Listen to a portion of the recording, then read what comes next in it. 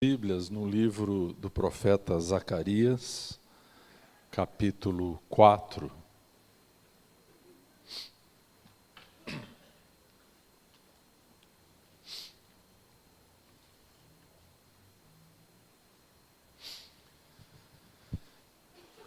Nós vamos tomar um versículo, o versículo 6, e apenas o contexto do livro do profeta Zacarias, como também o profeta Ageu e também Malaquias, são profetas pós-exílicos que foram usados por Deus para o encorajamento de Israel no processo de restauração do templo, do sacerdócio levítico.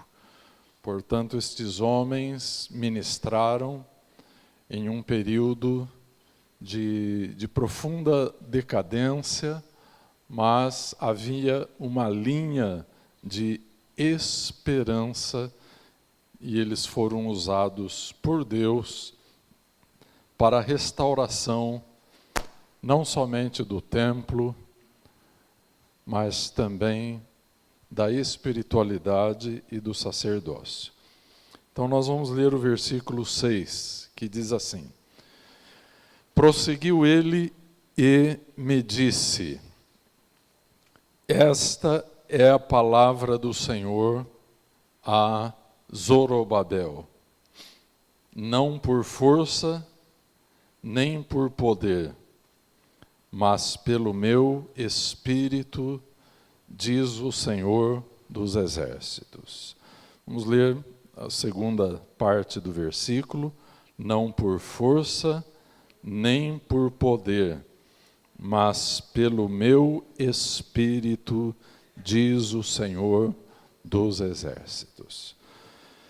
Pai, eis a palavra que saiu da tua boca e que fala ainda. Caso o nosso coração se apresente contrito, humilde e quebrantado.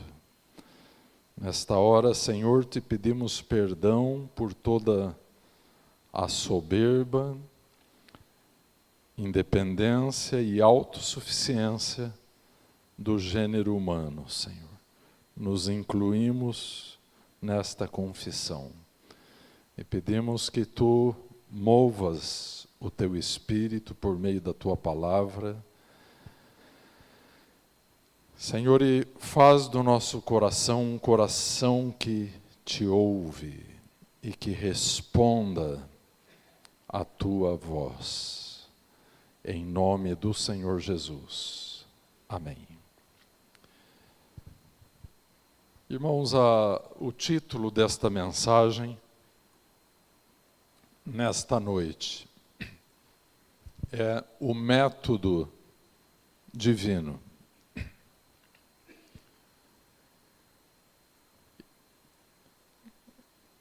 E o método divino tem tudo a ver com a pessoa da Trindade, que menos aparece, que menos reivindica louvor.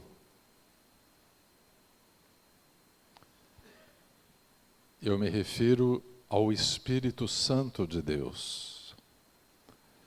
Nós amamos e servimos a um só Deus, mas há um mistério na Bíblia incompreensível, mesmo para as mentes teológicas mais profundas, e é o mistério da Trindade.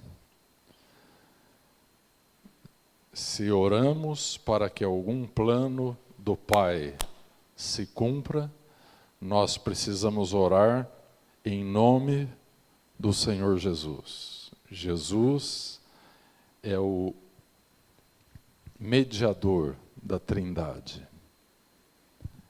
Ele é mediador da nossa salvação. Mas quem executa a obra, a capacidade executiva da Trindade está nas mãos do Espírito de Deus. Todos os milagres de Deus no Antigo e no Novo Testamento foram executados pelo Espírito de Deus, o Espírito Santo. Ruach HaKodesh, como diz em hebraico, o sopro de vida do Deus eterno. O método divino é que tudo seja feito por Ele. A narrativa do Gênesis começa assim: no princípio criou Deus os céus e a terra, porém, estava sem forma e vazia, havia trevas sobre a face do abismo, e o Espírito de Deus pairava por sobre as águas. Quando o Espírito Santo paira sobre alguma coisa, então alguma coisa extraordinária vai acontecer. Amém? Porque Ele é o executivo da Trindade. No capítulo 3 do Evangelho segundo São João, e agora pulamos de Gênesis para João, e o assunto é o mesmo. Há uma unidade orgânica e espiritual em toda a Bíblia. E aqui Jesus está falando com um teólogo, com um fariseu chamado Nicodemos. E Jesus está falando sobre a regeneração, o nascimento espiritual. Este recomeço espiritual que Deus nos dá como oportunidade em nossa vida. E ele diz no versículo 8, a partir do 7, não te admires de que eu te dizer, importa-vos nascer de novo. O vento sopra onde quer, ouves a sua voz, mas não sabes de onde vem, nem para onde vai. Assim é todo o que é nascido do Espírito. Amém? Este versículo, mais uma vez, vem cunhado com uma impressão forte da soberania divina.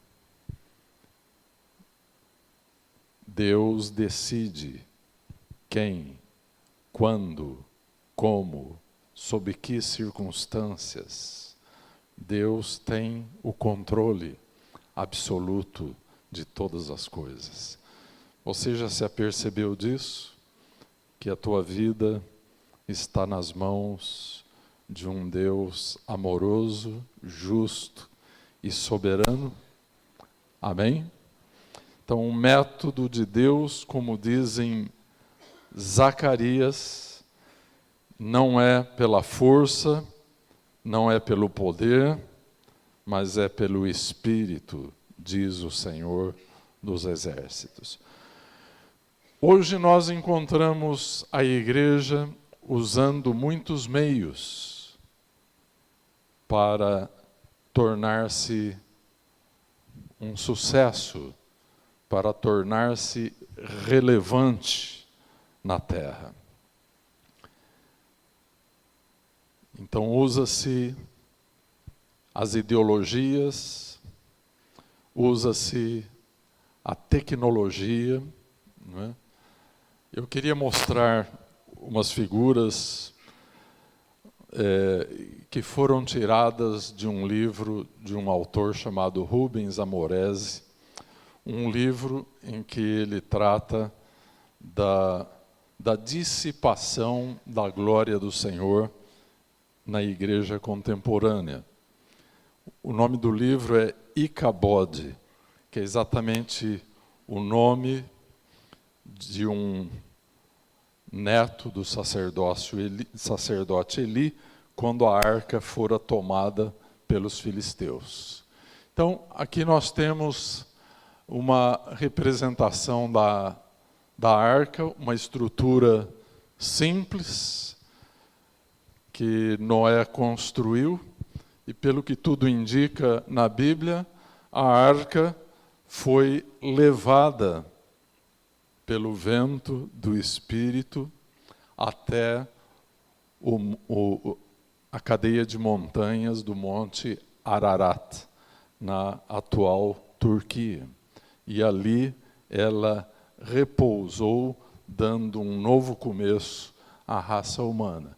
Uma estrutura simples e submissa ao vento do Espírito Santo. Próxima. Então, esta arca, de fato, representa a igreja, como ela deveria ser. Uma igreja movida pelo propósito de Deus, movida pelo Espírito Santo de Deus. Mas aqui, provavelmente, nós temos os fatos decorrentes do século XX e deste começo do século XXI, em que a igreja tem deixado a sua simplicidade e tem sido enganada por espíritos malignos que estão alojados nas ideologias, não é? Nós estamos vivendo uma era sem pecado. Por exemplo, uma era que despreza o sangue do Senhor Jesus Cristo. Embora as religiões estejam florescendo, a simplicidade do Evangelho, a submissão ao Espírito de Deus está sendo deixada de lado. Então, a igreja está migrando. Esses dias eu mostrei para a Mônica um livro que estava sobre minha mesa e eu disse para ela, esse livro foi escrito há 5 séculos atrás. E eu fui atrás desse livro, comprei e estou lendo. C.S. Lewis dizia que para cada livro novo que ele lia, ali na Universidade de Oxford, ele lia pelo menos 2 livros antigos. E eu entendi que ele tinha razão. Porque todos os livros que foram produzidos de Freud, Charles Darwin para frente, estão cunhados por esta tendência de abandonar o simples, o puro de Deus e caminhar para o uso da sabedoria humana, da sua individualidade, da sua independência e da sua rebelião contra Deus. Por exemplo, a Bíblia diz que nós devemos nos arrepender e confessar os nossos pecados a Deus e uns aos outros. A Igreja Romana ensinou que tem que confessar para o padre. E finalmente veio Freud e disse que não precisa confessar nada, porque não existe pecado, né? E veio então Charles Darwin e outros, depois veio Karl Marx, um judeu apóstata, com outras ideias.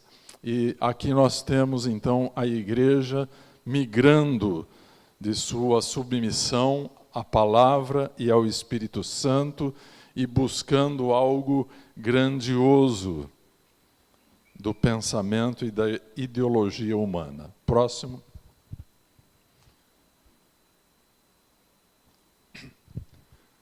E aí, a consequência disso, né? Precisa explicar que aquelas pessoas pegaram o navio errado. O Titanic foi uma embarcação produzida nos estaleiros da Holanda, era o navio mais perfeito da época, e dizia o engenheiro que o produziu que nem Deus poderia afundar aquele navio. E realmente ele afundou na viagem inaugural. É muito perigoso colocar o nome de Deus e a glória de Deus em qualquer coisa que se fala. Eu aprendi com um professor de hebraico na faculdade que nunca devemos pronunciar o nome de Deus. E eu me lembro que ele dava provas difíceis e as colegas diziam: professor, pelo amor de Deus, dá uma prova fácil. E ele fazia repreensões muito severas àquelas colegas por usar o nome de Deus em situações levianas, não é? Portanto, fica aí esta representação, não é? De que muitos nesses dias estão tomando o caminho errado, não é? Dizia o finado Tancredo Neves, quando fez determinadas alianças, e ele fez uma declaração que estava nos jornais brasileiros daquela época. Ele disse: agora nem Deus poderá me tirar o governo do Brasil. E de fato aquele homem subiu a rampa do Palácio do Planalto dentro de um caixão. Com Deus não se brinca. Ao Espírito de Deus nós devemos obedecer. Precisamos de um coração quebrantado, porque não somos nós que lidamos com Deus como hoje se pensa que pode-se lidar com Deus. Esse era o costume, e é até hoje o costume nas religiões animistas: constranger a divindade, determinar certas coisas por meio da feitiçaria, a fim de se constranger a divindade a fazer alguma coisa em nosso benefício. Esse não é o método de Deus. Nós não lidamos com Deus. É Deus que lida conosco. Vocês entendem? A arca de Noé foi suavemente conduzida por Deus pelas águas do dilúvio. As águas do dilúvio representavam juízo para os ímpios, mas elas representavam salvação para aqueles que obedeceram, para aqueles que creram, para aqueles que foram humildes. Juízo para uns, e as mesmas águas foram salvação para outros. O que mudou? Mudou somente a atitude do coração das pessoas, né? Eu gostaria de ler um texto para vocês que está no livro de Salmos, no capítulo 84. O salmista aqui, e este é um salmo dos filhos de Coré. E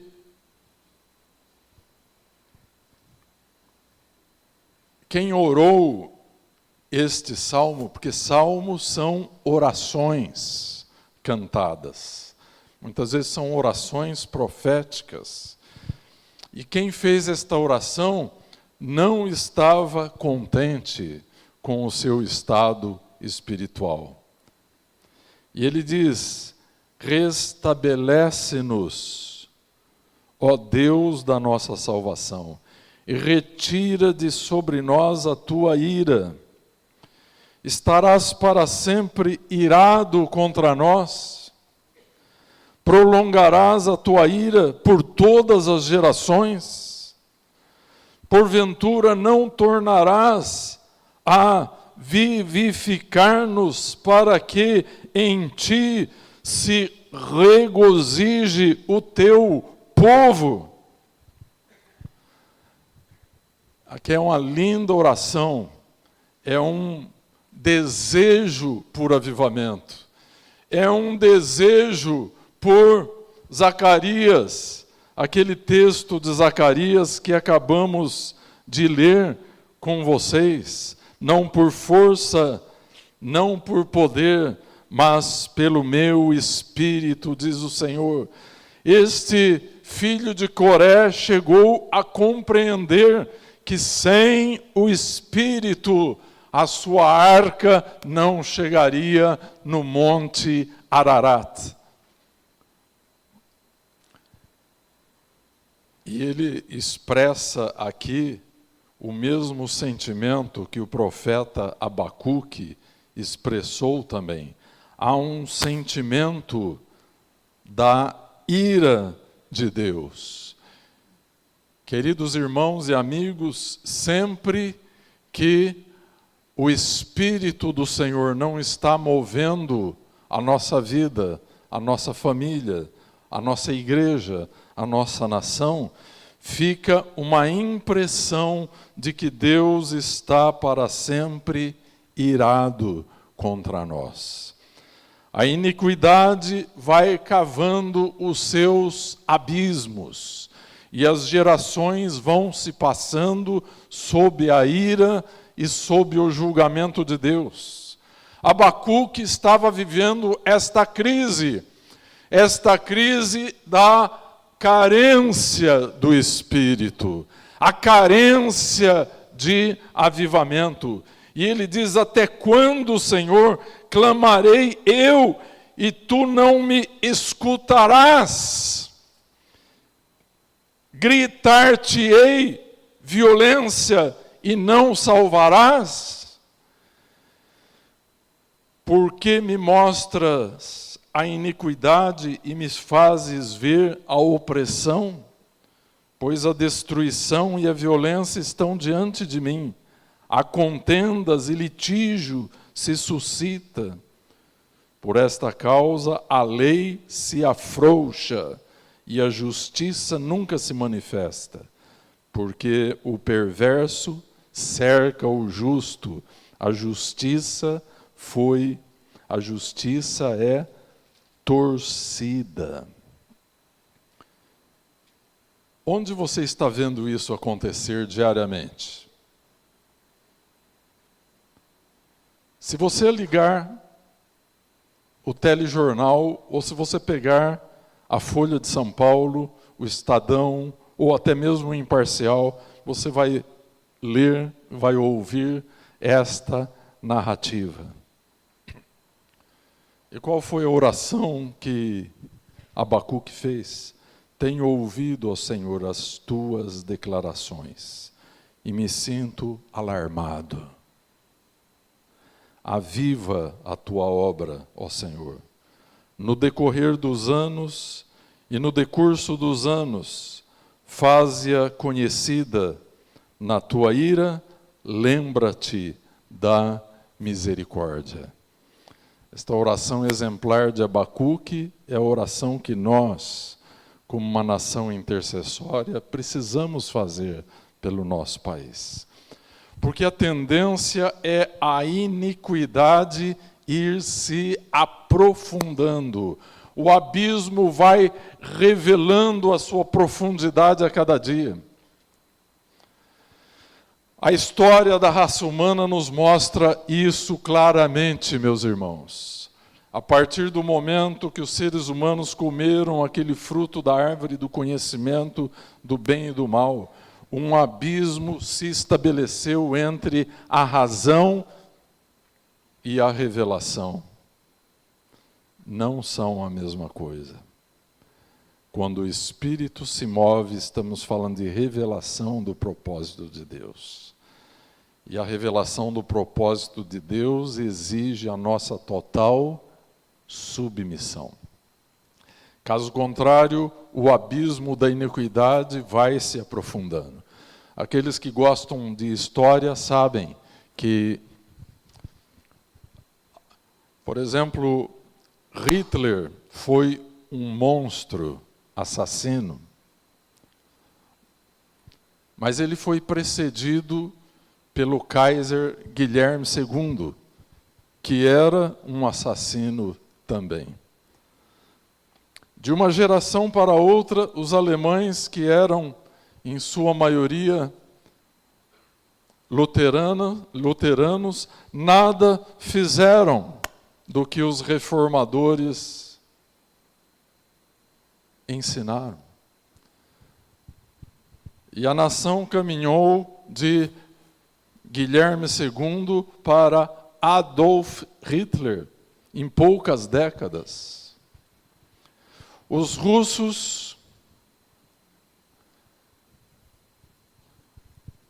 depuseram o imperador, tomou o poder um assassino frio e terrível, que foi Lenin. Mas depois de Lenin, veio um serial killer chamado Stalin, que mandou matar mais de 1 milhão de pessoas pelos campos de concentração da extinta União Soviética. Aquilo que era ruim tornou-se muito, muito pior. Irmãos, o salmista se apercebeu disso. O profeta Abacuque se apercebeu disso. E eles trataram de chamar o quê?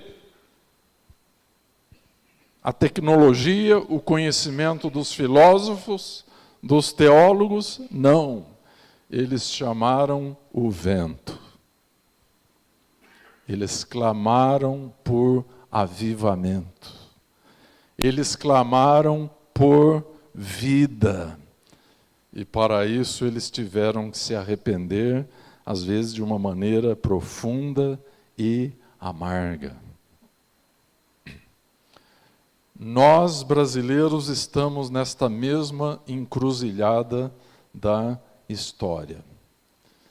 Se nós, como igreja, não nos arrependermos e não chamarmos o vento do Espírito que ele venha soprar, o Jesus de muitos crentes hoje é apenas um consultor de sucesso ministerial e de prosperidade. Não é mais o Jesus da Bíblia. Se nós não fizermos alguma coisa, o abismo da iniquidade vai se aprofundar. Esta semana nós assistimos o Supremo Tribunal Federal dando um jeitinho brasileiro para livrar um criminoso de cumprir a pena que lhe seria cabível e que já havia sido arbitrada por mais de uma corte. Abacuque viu isso, meus irmãos, 2.500 anos atrás, mais ou menos. Ele viu e ele descreveu. Por que me mostras a iniquidade e me fazes ver a opressão? Por esta causa a lei se afrouxa e a justiça nunca se manifesta. Mas se o vento do Espírito soprar em resposta à humilde oração da igreja, a sociedade vai ser afetada. As autoridades serão afetadas pelo poder de Deus. Amém? Aleluia. Quando o Espírito de Deus se move em resposta à oração perseverante, à oração extraordinária da igreja, os padrões de iniquidade de uma nação começam a ser confrontados por Deus. Sempre que o vento do Espírito sopra, algo acontece. A história da igreja, irmãos, é a história dos avivamentos. Aprendemos muito mais em um culto onde o Espírito do Altíssimo se move do que numa vida inteirinha estudando teologia.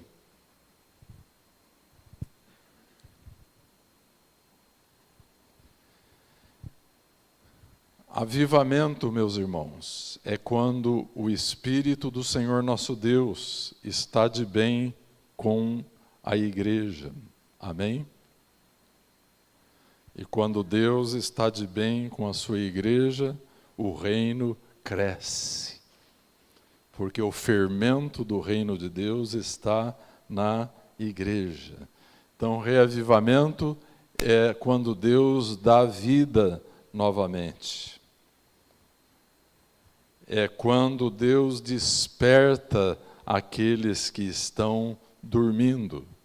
Deus então retira daquele sono maligno as almas dos crentes, tornando-os vivos novamente. É por isso que você abre o livro de Salmos e você encontra muitas orações sobre avivamento. Senhor, não tornarás a nos vivificar para que a nossa alma se alegre em Ti? Senhor, restaura-nos como as torrentes do Neguebe. O Neguebe é um deserto que é ali na Judéia, mas numa dada época do ano, eu não estive lá, mas li o que acontece. As neves do inverno derretem e descem das montanhas, e descem para o Neguebe, e o deserto se torna um jardim de Deus. Tempos atrás, alguém daqui da igreja que esteve em Israel me trouxe um marcador de páginas com umas flores, umas florezinhas do deserto do Neguebe. O Neguebe, um lugar que falava de morte, quando sobre ele vêm as águas, torna-se um lugar de vida. Quantos aqui, quando crianças, soltavam pipa pela rua? Levante a mão. A Dalva soltava pipa também. Então, mas nós tínhamos um problema. É difícil você empinar a pipa quando não tem vento, não é verdade? Quantos aqui aprenderam, quando eram crianças, a chamar o vento? Ninguém aprendeu? O Tuti aprendeu a chamar o vento. Então, eu pessoalmente nunca fiz isso, mas eu sabia no meio dos meus colegas que tinha que chamar o vento. Então, tinha algumas músicas que cantavam ou que assobiavam para chamar o vento. Porque se você havia decidido empinar a sua pipa, mas não havia vento, você não poderia empiná-la, não é? Então tinha que chamar o vento. O exemplo que eu dei não foi bom, porque nós estamos vivendo em dias que daqui a pouco as crianças não vão saber mais nem o que é uma pipa, não é? Hoje as crianças sabem o que é o Instagram, o Facebook, não é? Essas coisas todas. De maneira que o meu exemplo foi muito anacrônico, né? Mas alguns aqui entenderam, né? Nós temos que chamar o vento. E onde o vento sopra, há uma ênfase inicial à oração e ao arrependimento. Né? E isso não aconteceu somente nos tempos antigos. A história do avivamento ali do livro de Atos foi um tremendo avivamento espiritual no primeiro século da igreja cristã. Mas tem acontecido no século XX, no século XXI, tem acontecido em alguns lugares do mundo. Comecinho do século XX, ocorreu um avivamento em Los Angeles.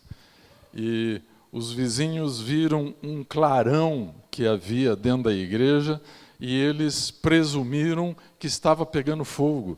E chamaram o corpo de bombeiros. E os bombeiros chegavam, mas, meus irmãos, era um culto, não havia fogo, mas o Espírito Santo estava caindo sobre aquele lugar. E as pessoas que estavam de fora viram como se houvesse um fogo, mas era fogo do Espírito, meus irmãos, que queima o pecado, mas não consome a vida dos homens. É esse fogo, meus irmãos, que nós precisamos. Mais recentemente aconteceu ali na Flórida. Muitos pastores brasileiros foram até a Flórida, num lugar chamado Brownsville, Pensacola, no estado da Flórida. E ali há uma grande ênfase ao arrependimento. E multidões de crentes nominais e desviados, não é? Foram sendo restaurados ali em Pensacola. Não é? Então, um lugar onde o Espírito Santo está se movendo, as pessoas que entram na atmosfera do Espírito tornam-se profundamente convictas de que são pecadores e que são indignos de desfrutar aquela presença, a menos que se arrependam. Então, essa é uma característica do avivamento. E pessoas começam a orar com muita persistência, de uma maneira extraordinária. Nós ensinamos aqui na classe de integração que esta igreja nasceu de um movimento de oração.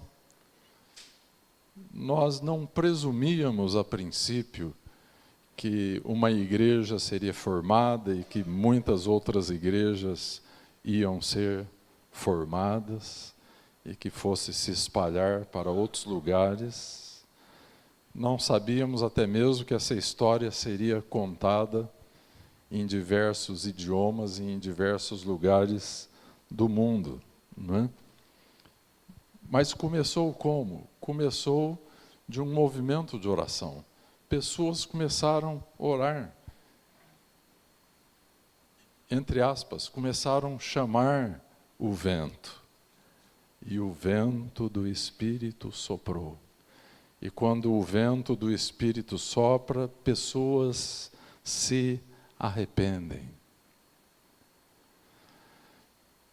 Pessoas são curadas, pessoas se convertem, famílias são restauradas.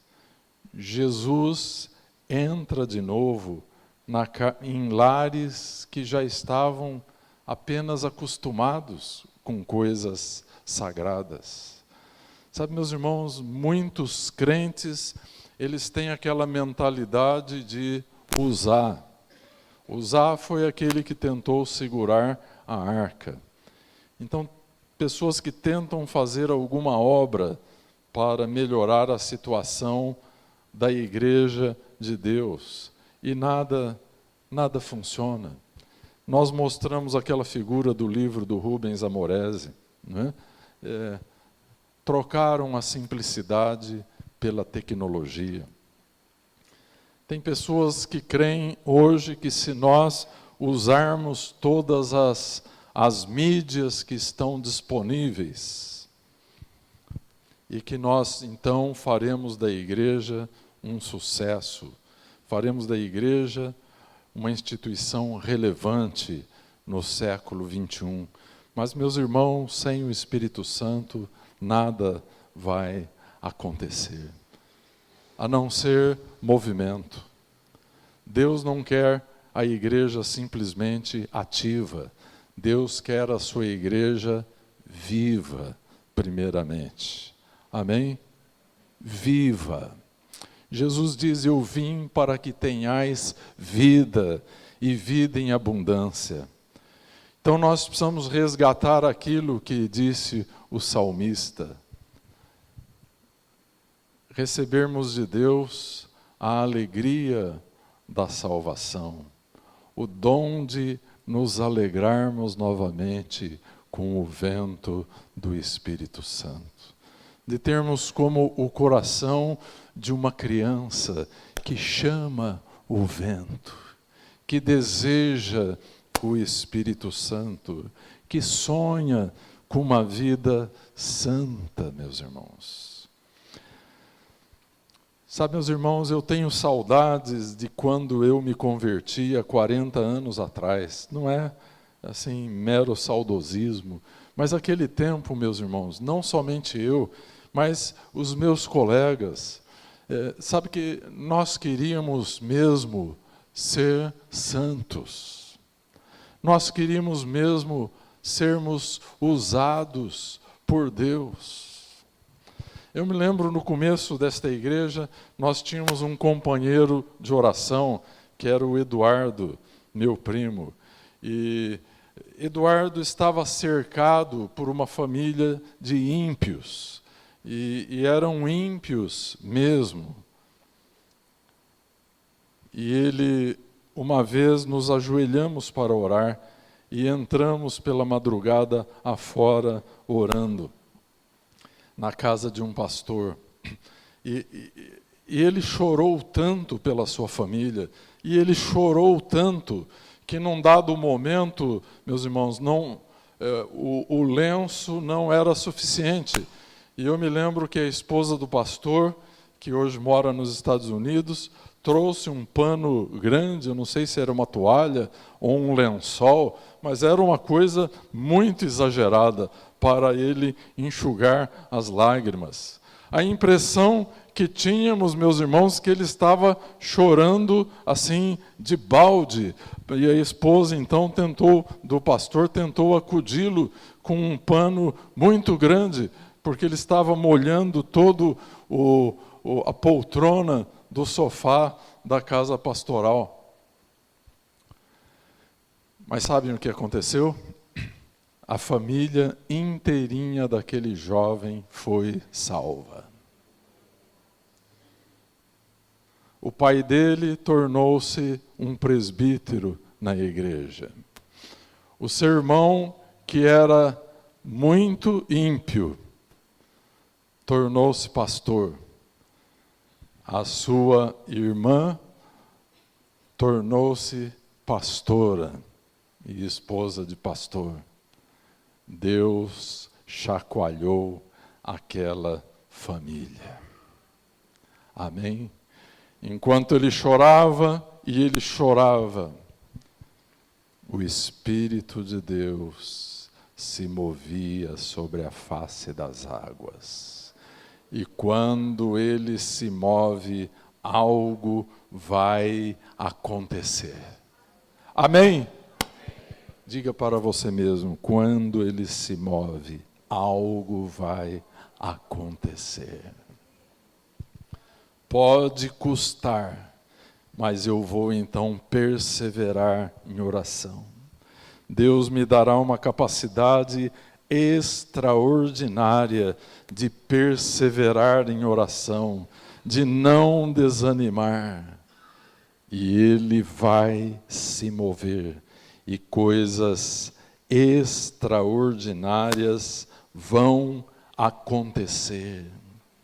Aleluia! Glórias eternamente sejam dadas àquele que vive e reina, e ao Cordeiro que foi morto e ressuscitou. Os santos continuarão vencendo pelo poder do sangue do Senhor Jesus. E o Espírito Santo de Deus continuará autenticando a obra do Senhor com as suas marcas inconfundíveis. Eu queria convidar a igreja a um momento de oração. Quem sabe nesta noite trocamos mais uma vez a árvore do conhecimento do bem e do mal pela árvore da vida. Jesus é a própria vida. Precisamos comer deste fruto. Amém? Precisamos soltar a nossa vida, o nosso destino, a nossa família, a nossa igreja, nas mãos daquele que hoje eu chamei amorosamente de o executivo da Trindade. Se você dedicar a sua vida a Ele, Ele saberá o que fazer com a tua vida. Ele fará melhor, eu posso te assegurar, com certeza. Ele fará melhor do que você faria. E Ele assim o fará porque te ama. Mas você pode dizer, mas Senhor, eu já tenho chorado muito tempo. Sim, mas Ele enxugará as tuas lágrimas. Ele trocará os panos de luto por vestes de festa. Ele colocará um sorriso manso e meigo, onde o sofrimento cavou rugas. Confia que o Espírito fará aquilo que Deus planejou em nome do Senhor Jesus. Então somente dependa dele. Seja o suficiente humilde, quebrantado, para não querer obter o teu livramento, a tua salvação com as tuas próprias mãos. Muitos estão tentando fazer isso e estão fracassando.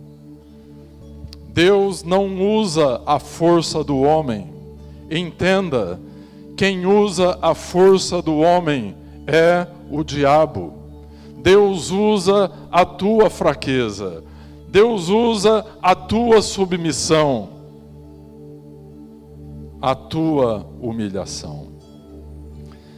Então, nesta noite nós vamos cantar um cântico. Este cântico é uma oração. Enquanto nós cantamos, se você desejar, e se esse é o teu momento com Deus, eu pedirei que você se coloque de pé e faça deste cântico a tua oração.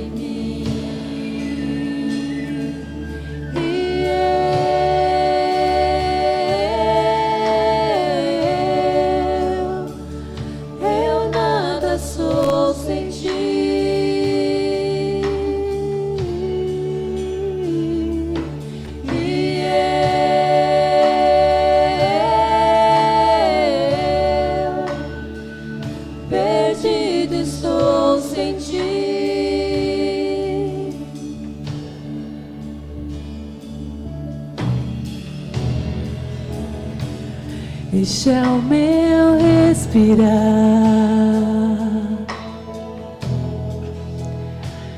este é o meu respirar.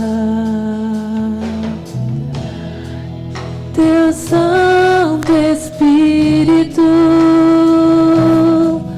vivendo em mim.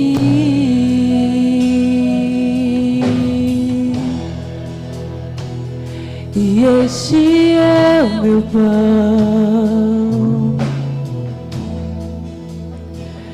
e este é o meu pão.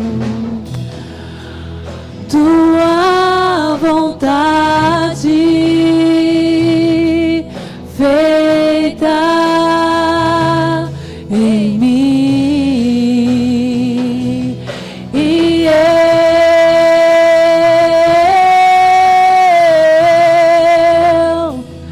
eu nada sou sem ti, Jesus, e eu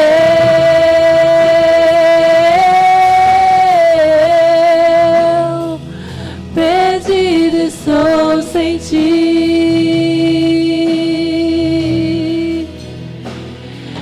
e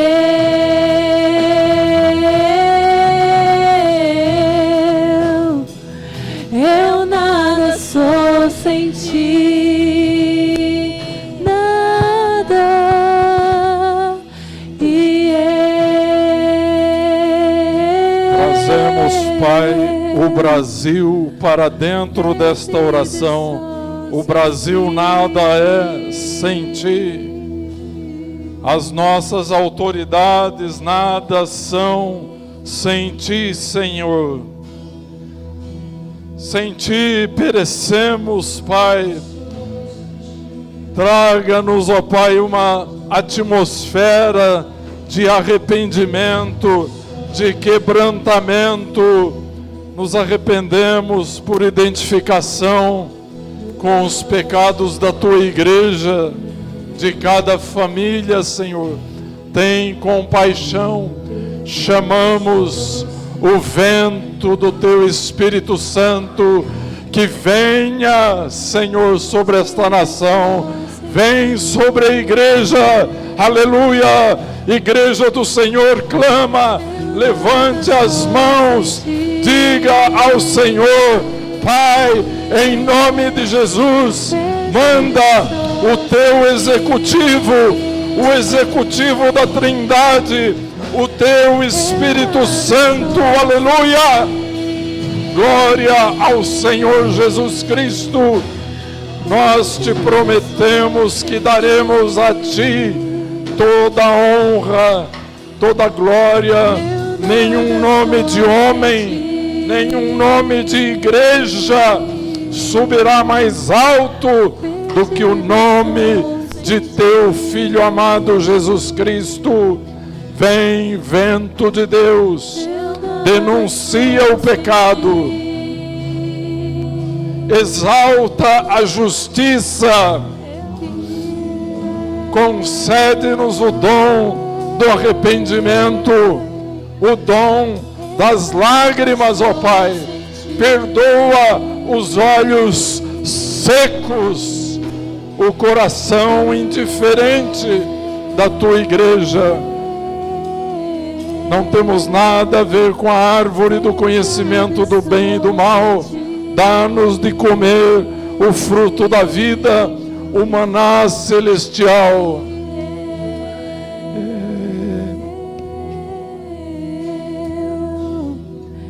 Eu nada sou sem ti,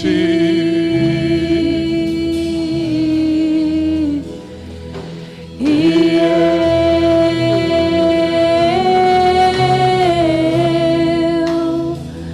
perdido estou sem ti,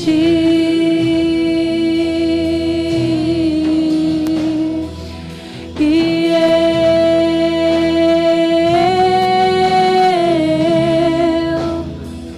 eu nada sou sem ti.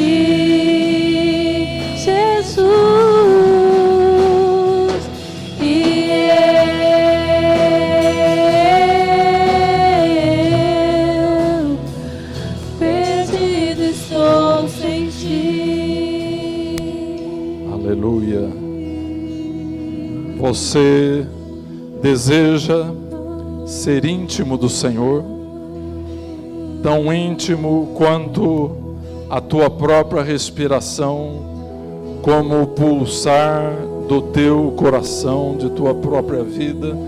Então nós vamos cantar suavemente o início desse cântico, suavemente, somente o teclado, suavemente.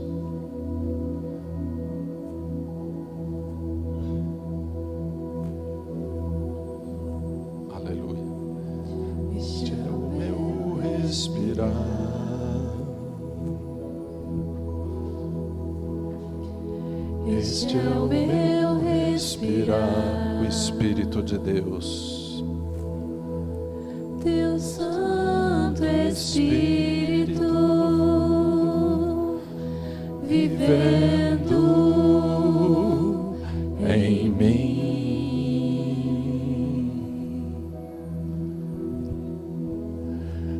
Este é o meu pão. Minha comida é fazer a vontade do Pai. E este é o meu pão. Tua vontade, não a minha, Senhor, feita em mim.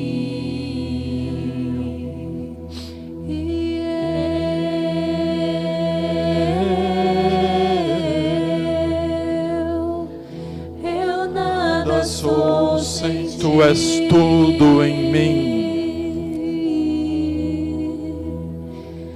E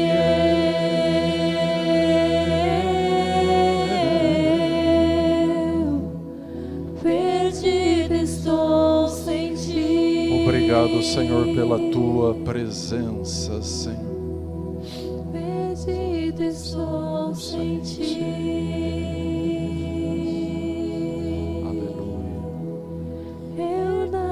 Sou sem ti,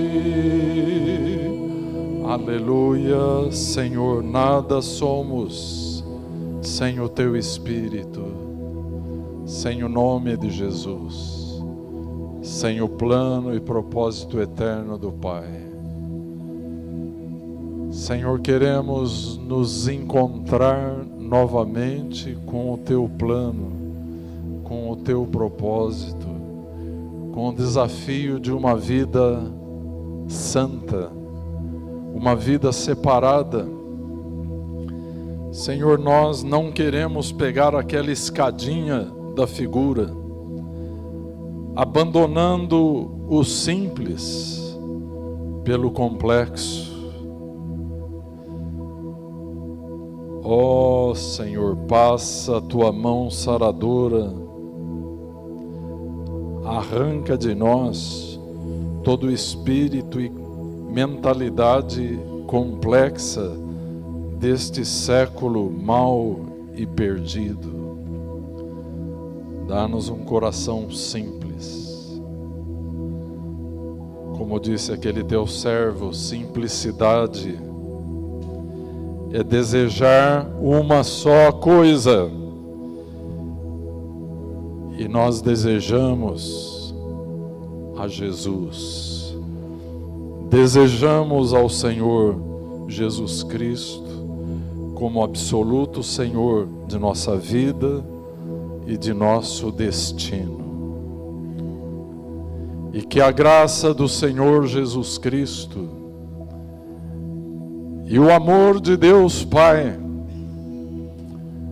e a comunhão do Espírito Santo esteja com a tua amada igreja, com o teu Israel espalhado pela face da terra, hoje e para sempre, ao único Deus, Salvador nosso por meio de Cristo Jesus. Seja a glória e majestade, o domínio e o poder antes de todos os séculos, hoje, agora e para sempre. Amém e amém. Aleluia. Louvemos ao Senhor com mais um cântico e depois, na alegria do Senhor, nos saudemos em Cristo. Se alguém precisar